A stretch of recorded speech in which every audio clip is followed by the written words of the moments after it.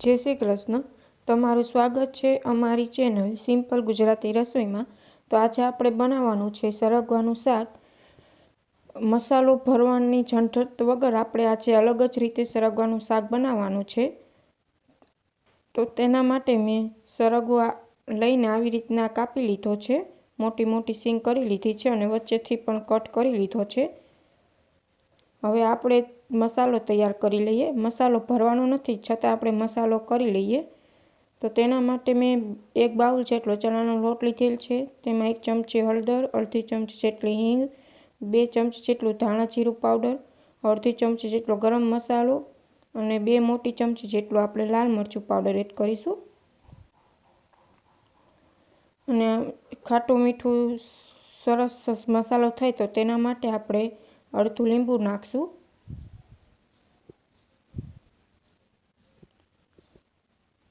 અને હવે એડ કરશું એમાં ધાણા ભાજી, સ્વાદ પ્રમાણે મીઠું એડ કરશું.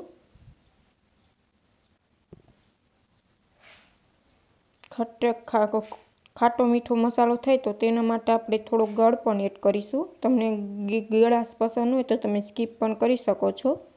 હવે સ્વાદ પ્રમાણે તેમાં આપણે મીઠું એડ કરીશું.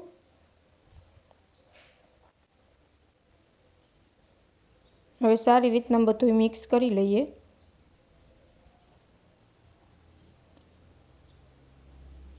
મસાલો સરસ રીતના મિક્સ થઈ જાય તે પછી આપણે આમાં તેલ એડ કરી દઈશું.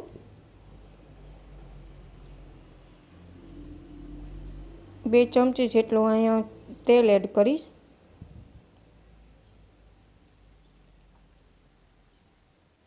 અને હવે સારી રીતના આપણે મસાલો બનાવી લઈએ.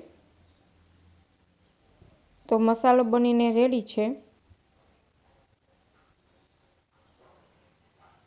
આપણે કુકરમાં શાક નથી બનાવવાનું, કેમ કે કુકરમાં શાક બનાવી છે તો આપણે જ્યારે શાક ખાઈએ છીએ ત્યારે છોતરા આવે છે, તો શાક ખાવામાં તેવી મજા નથી આવતી. તો મેં એક અહીંયા બર્તન લઈ લીધું છે અને તેમાં પાણી લઈ લીધું છે અને સરગવાની સીંગ પણ છન્ની ઉપર મેં નાખી દીધી છે, પાથરી દીધી છે. અને હવે તેમાં આપણે ઉપરથી મસાલો એડ કરી લઈએ. આવી રીતના શાક બનાવશો તો શાક પણ સરસ થશે અને ભરવાની ઝંઝટ પણ નહીં રહે. હવે આપણે આને 15 મિનિટ આવી રીતના બોઇલ કરી લઈએ.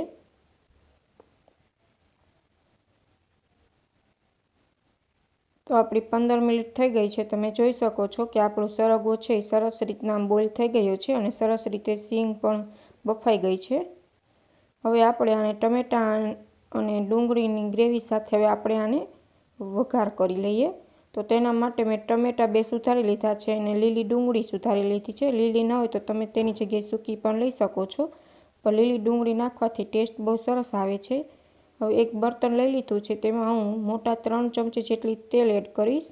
મીઠો લીમડો એડ કરીશ. 1 ચમચી જેટલી જીરું એડ કરીશ. 1 ચમચી હળદર, અડધી ચમચી જેટલી હિંગ, અડધી ચમચી જેટલો ગરમ મસાલો. અને હવે આપણે જે ટમેટા સુધારેલ છે તે એડ કરી દઈએ. તમને જો અમારી રેસીપી ગમે તો ચેનલને લાઇક કરજો, શેર કરજો અને સબસ્ક્રાઈબ કરજો. અને સજેશનમાં જરૂર કમેન્ટ કરજો કે તમને અમારી રેસીપી કેવી લાગી. હવે આપણે ડુંગળી પણ એડ કરી દઈએ.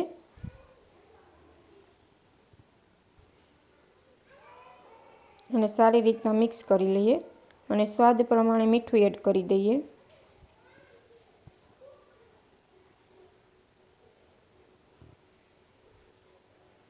અને સારી રીતના મિક્સ કરી લઈએ.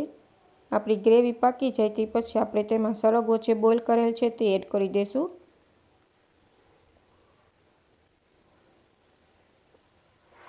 મોટી 2 ચમચી જેટલો આપણે લાલ મરચું પાવડર એડ કરી દઈએ.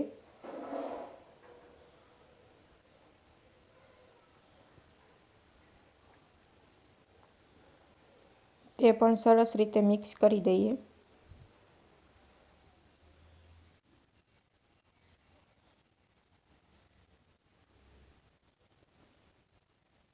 થોડીક ગ્રેવીમાં આપણે થોડુંક પાણી એડ કરીશું, જેથી ગ્રેવી સરસ રીતે પાકી જાય અને શાક પણ સરસ ગ્રેવીવાળું બને.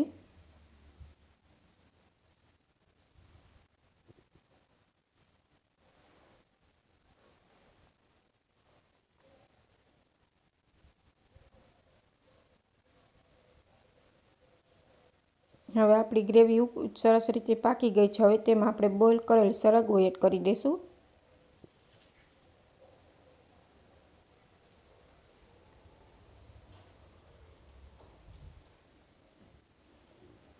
હવે સરસ રીતના મિક્સ કરી લઈએ.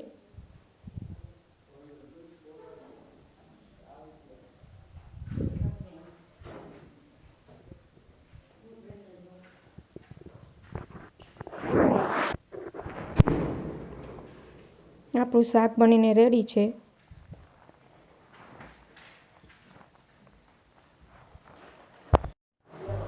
તો આપણું સરગવાનું શાક બનીને રેડી છે. તમે જોઈ શકો છો કેવું સરસ બન્યું છે. Thank you for my watching video.